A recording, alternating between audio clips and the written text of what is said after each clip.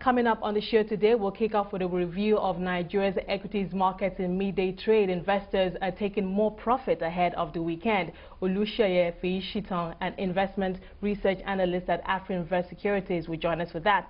And then we'll focus on Ghana's Economic Forum with Samuel Kofi Amper, head of research at Gold Coast Securities. We'll also look at the state of Nigeria's dairy industry with Omowonola Otun, an analyst at Augusto & Co. That's what you can look forward to on the show today. Remember that for comments or any ideas that you might have for us, send us tweets at our handle at CNBC Africa using the hashtag PLWA410. Now, investors at Nigeria's local bourse are extending the profit-taking spree from Thursday, erasing more of the gains recorded in previous sessions. Oluseye Feyisitan, investment research analyst at Afrinvest Securities, joins me now in the studio for a market update. It's a pleasure to have you, Shaya. Thank you so much for being here. We're looking at the second day of profit taking. I'm looking at some big names down that are falling to the spree. Nigerian Breweries, GT Bank, Zenith, Access Bank, UBA. Does this have anything to do with the weekend or the three-day rally we saw earlier this week? Well, I think if we look back at the beginning of the week when the market gained 1 basis point, then subsequently gained approximately over 100 basis points. Then on Wednesday, another 46 basis points, while yesterday it lost 47 basis points. However, if we look at yesterday's loss, we can see that that was driven primarily by the heavyweights in the market, i.e. Dangote and First Bank, which actually together account for approximately 20% of the index. So if we net off those two stocks, we can see that the market would have closed marginally lower compared to the 47 basis points. However, today's current position, we assume investors may be taking profit from previous gains. And also, if we look at yesterday's trades, where the market lost 47 basis points, we can see that if we look across sectors, we saw most sector gains, with the exception of the NSE Industrial Index, which lost due to Dangote Cement. So generally, we still saw a bit of a bullish trend yesterday, even though it seemed the market lost overall. Now, for the big names among the banks not doing too well at the moment, which of the bank stocks do you think investors have been the most interested in this weekend in terms of patronage? We've seen a lot of interest in ETI.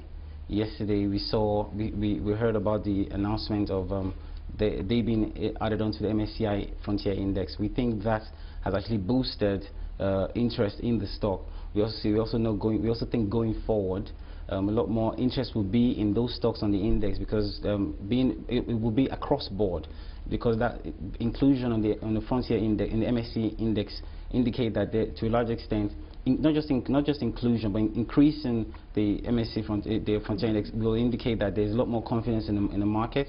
So we might see a lot more interest from foreign investors, in the market. Also, we've seen that there are other stocks that we think, have a capacity to grow, i.e. Diamond Bank. Growth stocks, okay. Diamond Bank, we think, should do well. Also, do you think they'll do even better now with that recent $200 million Euro bond that was successful? Yes, we think Diamond Bank will do well. And also, if you look at the dynamics in the market currently, we see that the financial industry is being squeezed. Earnings are being squeezed in the financial industry. We see that now the emergence, the new trend, which we think we will be seeing going forward, will be the issuance of Euro bonds. We've seen Zenith Bank conclude one recently. We've seen Diamond Bank announce the issuance of one yesterday. We think going forward we will also see Union Bank. We also think we're going to see likes of Sky Bank. We're also going to see probably other banks. What do these banks have in common in terms of, is it fundamentals, is it valuations? What would keep interest high for these banks? I think what is in common, the key thing in common now is just the policy-driven environment. That particularly is spurring banks to begin to become innovative and begin to think of inventive ways to raise capital, to boost returns, to boost earnings, and deliver better performances to investors. Okay, well, let's talk about, we have a Dangote Sugar. We saw results a bit marginal, top line down about 6%. What did the numbers tell us, although we saw the bottom line up about 8%? Dangote Sugar, well, for Dangote Sugar, we've seen a global decline in prices, in the prices of sugar. So to a large extent, that will affect, even though volumes are going high, we think, even though volumes are going high, the prices that, are eating deep into the increases in volumes. Globally, we know that it's going to continue to decline. Also, going into June, should investors adopt a cautious move? No, no. I wouldn't advise a cautious move. Okay. What I think from that is going into June, from June all the way to the end of the year, we think prices might come down marginally due to the fact that it might be the harvest season for sugar. But Dangote sugar is still fundamentally strong. It's also going to be. It also enjoys its consolidated. You recommend investors to at least hold on to it? No, well, I'll say considering its consolidation with Savannah Sugar, it's also beginning to enjoy those benefits. So to a large extent, it's still a strong stock in our view, and is poised to marginally do better, but not fail. Let's wrap this up. Let's talk about your forecast for next week. We have MPC, Monetary Policy Committee, next week, although many analysts are saying, look, the market hardly pays attention to that meeting. But what are your expectations in terms of price movements? Well, so far we've seen the Monetary Policy Committee come out and continue to, for consistently tightened policy. But however, in this next meeting, we don't expect any significant deviation. We expect them to continue to guarantee stability in the economy.